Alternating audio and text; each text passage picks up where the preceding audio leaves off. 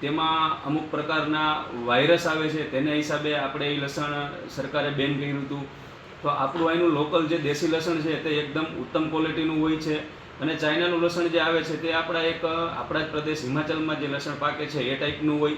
તેની કળી આપણા દેશી લસણ કરતાં થોડી મોટી હોય, ગાંઠિયો થોડો મોટો હોય, અને એ લસણ સાઇઝમાં પણ આપણા દેશી લસણ કરતાં થોડું મોટું હોય, પણ સ્વાદમાં અને ગુણવત્તામાં આપણા લસણ કરતાં બહુ નીચલી કક્ષાનું હોય છે. ગયા વર્ષે આપણે ઓછા વાવેતરના કારણે ખેડૂતો ઘણા વર્ષોથી લસણમાં નુકસાની સહન કરતા એવા છે, જેના હિસાબે ગયા વર્ષે લસણના વાવેતર ઓછા હતા. ખેડૂતોને જ્યારે પોષણક્ષમ ભાવ મળી રહ્યા હોય અને જો ચાઇનાનું લસણ ત્યાંથી સસ્તા ભાવે ખરીદી કરી અને અહીંયા ઊંચા ભાવે જો વેચવામાં આવશે તો ખેડૂતોને પણ બહુ એના દેશી લસણના ભાવ ઘટી જશે, તો ખેડૂતોને પણ મોટી નુકસાની જવાની ભીતિ છે.